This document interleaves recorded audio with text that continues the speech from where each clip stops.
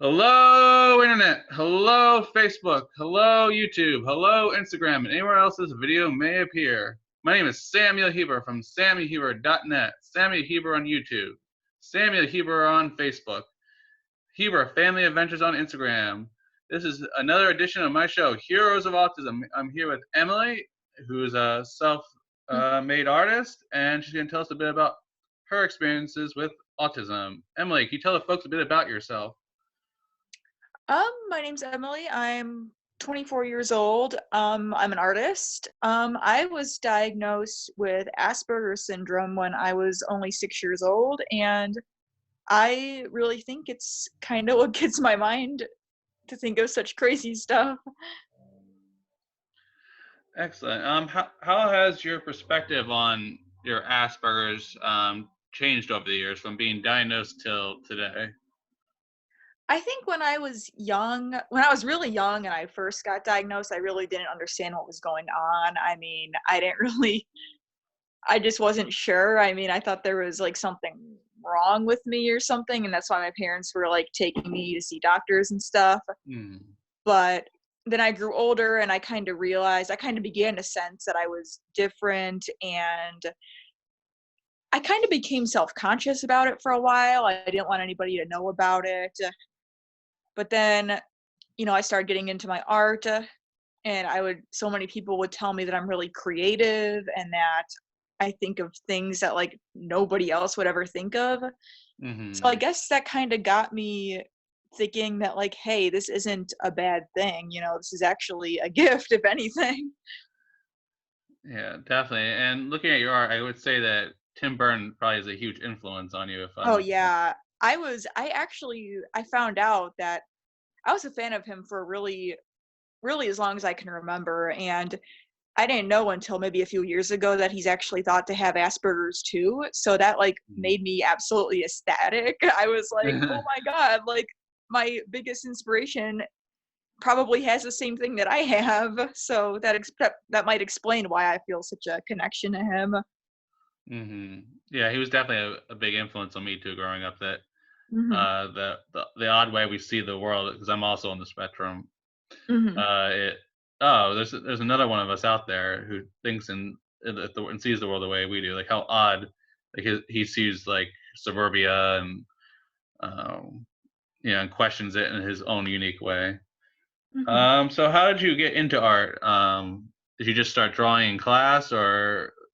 When I was a kid, I guess I've loved art for really as long as I can remember. I mean, Mm, when I was a little kid, I my grandma was an artist, but her style of drawing was, like, completely different than from what I do. I mean, she drew, like, scenery and, like, people, and, like, they were really good, but it wasn't the same thing that I do. mhm, But and then my dad would always draw for fun. He never made a career out of it, but he would always just draw, like, silly monsters and stuff, and I mhm, guess I kinda took after both of them. Like, I took after my dad, like, drawing, like, silly stuff and, like, monsters, and then mm, my grandma from doing it, like, professionally and taking it seriously. I guess it's kind of a combination of those. mhm. Um, do you feel like, as you may know, that people on the spectrum often have a really hard time expressing themselves? Do you think your art allows you to get out the feelings that you can't put into words? Oh, yeah, definitely. I think, I was really, really quiet when I was in school. I was always that kid that just kinda sat in the back of the class and drew. I never really participated. Mm, Um, but my teachers would always notice me drawing, and they kind of saw it as my way of kind of speaking for myself. I mean, I think I remember I was a teacher wrote something about me one time, for like a forgot what it was called. It was like Mustang Pride. Mustang was the Mustangs were our school mascot, but it was called Mustang Pride, where they would just, like, identify certain students that they were proud of and then just kinda write about them on our website. And my teacher, she was an art teacher actually, surprisingly, but, she she wrote that even though I'm, like, really soft spoken and I don't talk much, my artwork is pretty much what speaks, like, volumes for me. So mhm. what do you feel like you're trying to get across in your artwork? Because for those of you who aren't into the whole Tim Burton-y gothic, bizarre vibe, like for those of you who have never seen that kind of art form, like what are you trying to get across, do you think, with your art? Um, I don't think I've ever really tried to get much across. I mean, just it's mostly just what I like to do, I guess. I mean, Hmm. it's weird because like my art doesn't really, I can't really think of like any certain meaning that it has. It's just kind Hmm. of stuff that it just kind of comes out of my hand. I don't really, every now and then I might make a piece that has some kind of like meaning to it. Like I'm currently working on a drawing that kind of expresses how I felt being in special ed classes when I was in school, constantly having people looking over your shoulder and watching what you're doing and just how it made me so uncomfortable. Hmm. But that's currently a piece I'm working on right now. But other than that, I can't really think of really putting any meaning into my stuff. I Hmm. guess I just like people to look at my stuff and just kind of feel a connection to it, feel inspired by it. I mean, I've had people who get like really happy when they see my work, who I've had people cry happy tears when looking at my work, so that feels really good. But um so I guess really just I hope that people can see my work and it can put them in a good mood, make them happy, maybe even inspire them to draw stuff of their own. Hmm. Yeah, I think that's just definitely the role of an artist, just to inspire people and help people find their own Mhm. meaning within the work. You just mentioned that you were in special ed classes growing up. From your Yeah. perspective, what was that like? Because I've worked with a lot of special ed teachers who would just love to get our insight to what was that like, going through special ed rather than Uh, regular school. Not gonna lie, I mean, I was kind of embarrassed about it. I mean, Mm, when I especially as a teen, as a little kid, it wasn't so bad because I didn't really kids weren't really mean at that age, but then you reach middle school and everyone kind of becomes judgmental at that age. mm, And there's a lot more pressure to fit in and be cool. But when you're, constantly being watched by the teachers and stuff, it can get a little, mm, but, it right. was just kind of like, it's definitely, I mean, I'm not ashamed of it. I'm not. It's just, it was a little like, it was a strange experience, I think. Like, it was just kind of like, I don't know how to describe it the best. Like, it was just kind of like, Like a scene out of a not Tim Burton movie, I think would be the best way to describe it. a Tim Burton movie, because yeah, I know Tim Burton has been known for making a lot of like characters that are like outcasts, like all his main characters. You can Hmm. kind of tell they're based off of himself when he was younger. Right. They're always like awkward, they don't fit in. And that's kind of how I felt at school all the time. Right. Yeah, because I'm just thinking of like Frankenweenie and Edward Scissorhands, like just how Yeah. awkward, Hmm. and then how in Edward Scissorhands with all the suburbia, how everyone's just on top of each other, like That watching. was Yeah, that was something I found interesting about Edward Scissorhands and why it's one of my favorite movies. I think because I know I can probably watch that movie and name like a million facts about it while I'm sitting and watching it with someone. I feel like I probably annoy them by doing that, but I know Tim has like made the whole suburbia Hmm. environment. He kind of exaggerated it a bit Hmm. more because like that the pastels and everybody dressing in bright colors and stuff was kind of exaggerated from what it actually was, but it's kind of more to express how he felt. Right. With Edward being this gothic, like he's got like scissors for hands and he's just so vastly different from everybody else. And that's just kind of how he felt growing up. And that was basically how I felt too. And I think that's another reason I just feel so connected to his work all the time. Hmm. Yeah, I think like even the exaggerations are a great thing because for people on the spectrum, like we process all of our sensory input consciously instead of subconsciously, like normal people do. Hmm. So I think just his exaggeration is a perfect example of how people like me and you see the world, is like, and why we're such good artists. I think because Yeah. Oh we yeah. take the time to just examine color in such a profound way. Hmm. Um, I noticed on your Instagram you have some videos about you stimming. For those, Yeah. I get asked all the time, what's going through your head when you stim, and Uh, I know a lot of autistic people like to do it just to kind of like get their feelings out or to like vent. mm, I personally like to do it to get myself thinking. I mean, usually when I'm happy and I'm thinking good thoughts, I mostly just do it as my way of thinking. Like if I'm trying to think of new ideas or something, I like mhm, to flap my arms or run around. mm. Usually when my body's in motion, I think the best. I think it's very similar to like ADHD. I mean, it's yeah. I Yeah, mean, yeah, that's definitely how it is for me too. Stimming, so folks, what she's saying is that it helps us process our thoughts and continue the pattern because we can't process and we kind of get stuck on this pattern. And movement helps free up our minds to move on to the next thought. Um, let's see. If you could tell a young Emily anything, what would it be? I would tell her to maybe just see. I have a lot. I have like a million things I would tell my younger self, but I would definitely tell her to stop worrying so much about what your classmates think of you and just Mhm, do you. I mean, the things she had, I mean, she didn't realize at the time were gonna help with her career and whatnot. I mhm, mean,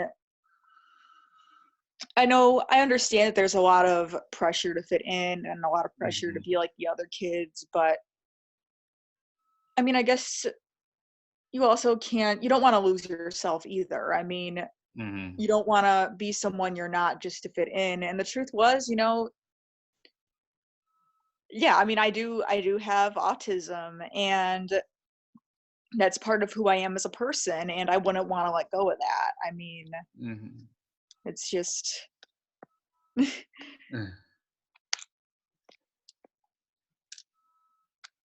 Eh, gotcha. Well, now you're an adult on the spectrum, and for many adults on the spectrum, we're kind of left like a fish out of the water once we leave our special ed classes or autism geared schools.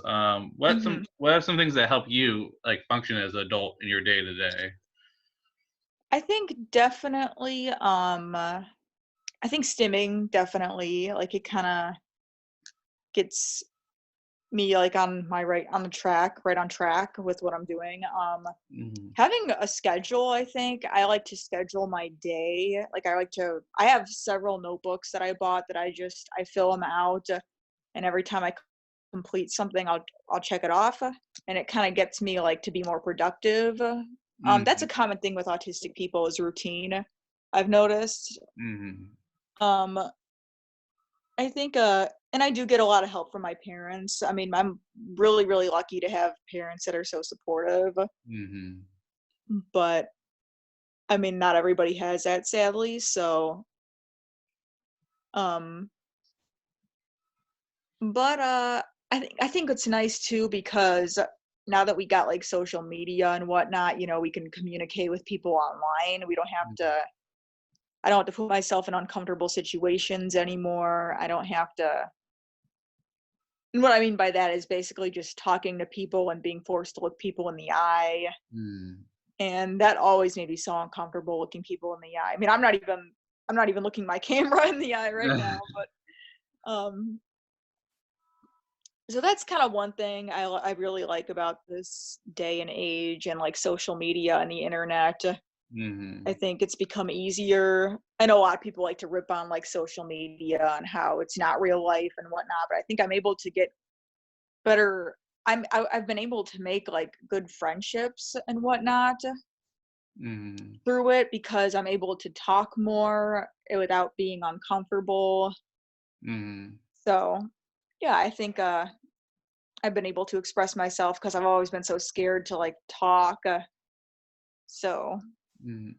Yeah, I think that social media definitely helps us too, and I think for educators out there that may be watching this video, don't be so poo-poo about social media because, like, okay, yes, going out and actually talking to someone is important, but you have to change the world. That like, look, me and Emily are talking right now and socializing. Where if we met in person, we'd be both be like looking at the trees and being awkward. And it really it gives us like that, I don't want to call it a barrier, but like a medium that we're more comfortable with. And I think that's definitely something that needs to change in how we treat people on the spectrum, is that there are different ways to communicate, and that's okay. Mhm. Oh, definitely. Um, and so, but when you do actually have to go out into the real world and like interact with people, if you have like an art gallery or I don't Mhm. know if you do art galleries, but when you actually have to interact with people, what are some tips that really help you interact with people? Um, Mostly I just, like, talk about I just try to be myself and talk about the things that I like. I used to be, like, really, really timid at my art shows, but I've noticed that if you actually, like, talk to people and tell them about your work, that'll make them more interested and maybe make them more inclined to look at your stuff and Mhm. possibly buy things. But, I try to be friendly, I try to think, like, "Okay, how would, if I was looking at somebody's stuff, how would I want them to talk to me?" And, Mhm. I just try to, like, talk yeah, basically, I just try to talk about my work, what I do. I think talking about my special interests definitely makes me more talkative, like, when I talk about my artwork. Mhm. So Yeah, I think that that's a huge thing for people on the spectrum. And then if someone isn't into that thing, they don't have to be your friend. But if they like those yeah. things, then they could be meant to be your friend. Mhm. Or in your case, someone who would buy your art. Like, and focusing on those people, that those are people worth investing your energy in, rather than Mhm. um, any Joe Schmo off the street. Mhm. Let's see, what else do I have for you? What advice would you have for any young autistic artists out there? 'Cause there are so many of us that are just so damn creative, but like getting ourselves out there and getting ourselves noticed is very elusive to a lot of us. And I noticed you I have a lot of think, followers on Instagram.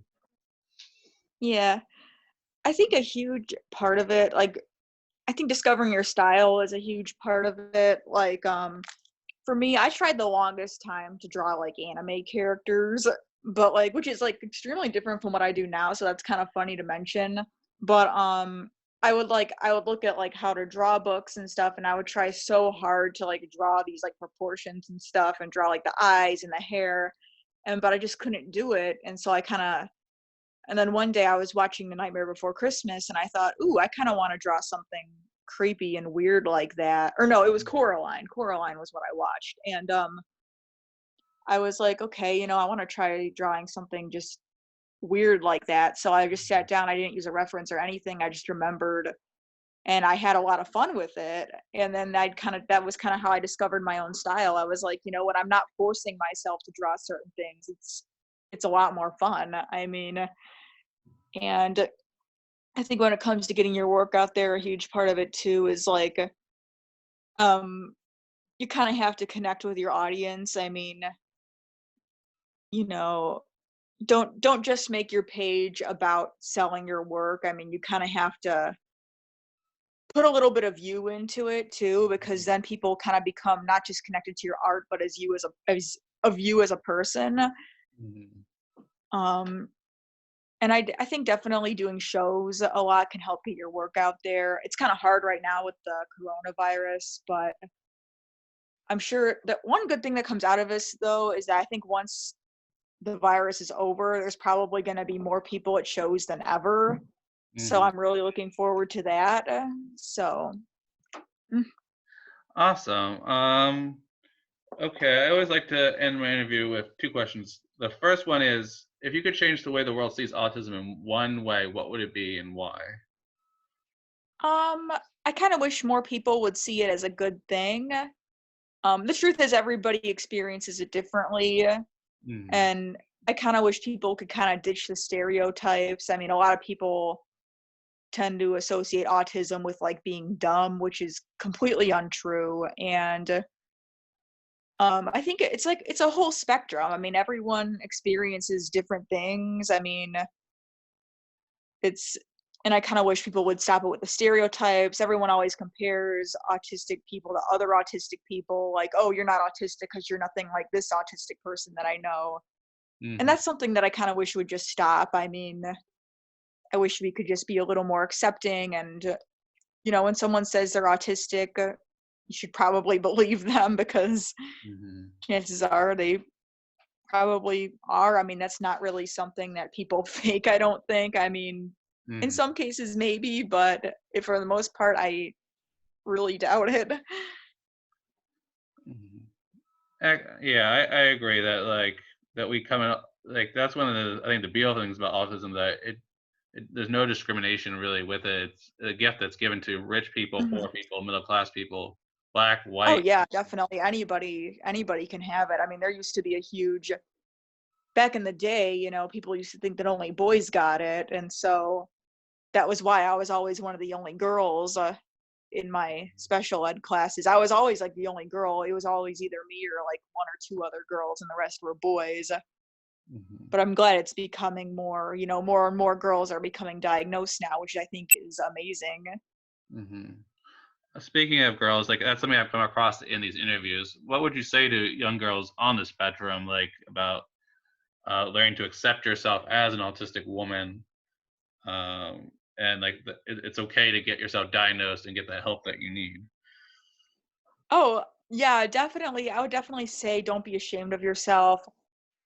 Um, I think my problem as a little girl was that I didn't have any women on the spectrum to look up to. It was always so I always just felt so alone. But now that it's a new day and age and more women are becoming diagnosed, Mhm, I think you should definitely take advantage of that. Maybe look for some women on the spectrum you can look up to. There are so many autism self advocates that I follow that are women, mhm, and there's several famous women on the spectrum too, which I think is amazing. So maybe look into that. Maybe find some you can look up to and get inspired by. mhm. Including Emily herself.